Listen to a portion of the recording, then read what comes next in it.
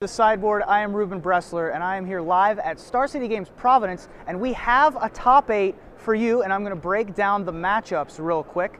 The first matchup I'm going to break down involves a name we haven't heard in a little while, and that is Edgar Flores, who used to be a mainstay in the Star City Games Open Series. He is on blue-white control. I was watching him play a little bit today. He has a much more traditional list than the blue-white-red control that Todd Anderson won with last week, with a much more stable mana base with both Azorius Guildgate and Azorius Keyrune. He is the #1 overall seed at 8-0-1. He decided to play out the last round to keep that #1 overall seed. He is up against Mark Blesso. Mark has an interesting junk tokens list that has Lingering Souls, Intangible Virtue, fighting alongside Armada Worm and Thragtusk.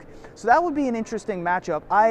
I'm hesitant to say which one of these two decks is going to win because Edgar's on the play, even though I think the Lingering Souls deck tends to have the advantage against the more traditional control. I will, however, predict that the control deck will win this one, mostly based on the sideboard of 3 more Supreme Verdicts for Edgar, and there's not a ton of control things for Mark. He does have 1 Vraska, 2 Appetite for Brains, but he's more geared towards aggro matchups. He's got a full play set of Centaur healers, for example. So I tend to hedge towards the blue-white control deck, although I'm hesitant to bet against Lingering Souls when the deck has Terminus in his opposition's deck. So that's feature match #1. The match that you guys will be seeing on camera is Elliot Walczewski and Jake Mondello. These two players haven't been on camera yet today, and they are playing Blue-White Miracles and Jund. Elliot's Jund deck has a pretty straightforward list, not a whole lot of messing around with his list. He's got 4 ofs and 3 ofs, pretty much extensively. Whereas Jake has a similar idea going on, but he's got a couple of spicy singletons, including a main deck Jace Memory Adept, which will help him against these mid-range and control type matchups.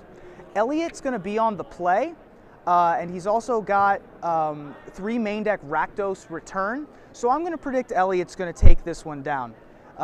His deck just seems more focused. Jake's deck just seems a little bit all over the place for my taste. But again, I think that all of Jund's matchups so far have just come down to drawing correctly and drawing in the right order. And so while he might have a slight edge, it's not going to be a blowout in either direction. The next matchup we have is Jason Ellis versus Dan Jordan.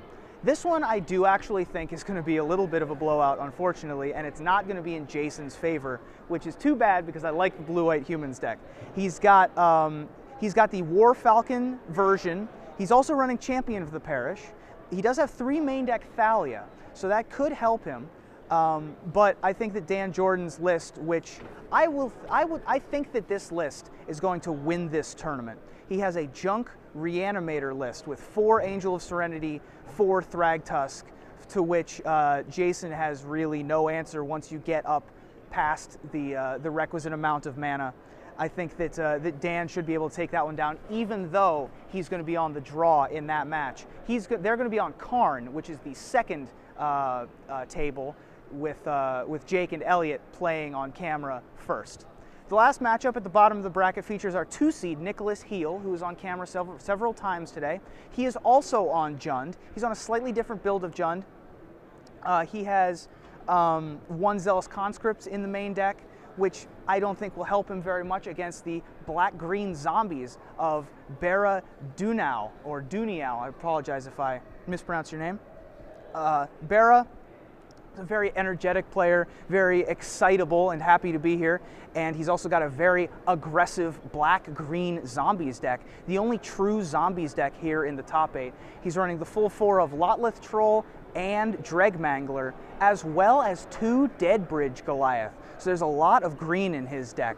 This one's going to be a close one. I'm going to hedge towards Bara, actually, in this matchup, because I like his sideboard a lot. 3 Appetite for Brains and 2 Sever the Bloodline, being able to out mid-game the mid-game deck. It should be definitely close because of course, all Jund matchups are fairly close, but I think that Bara should be able to take it down in a couple of close games. So the first match we're going to go to is Jake Mondello on Blue-White Miracle Control against Elliot Walczewski, and we will start with the top 8 very soon here at Star City Games, Providence.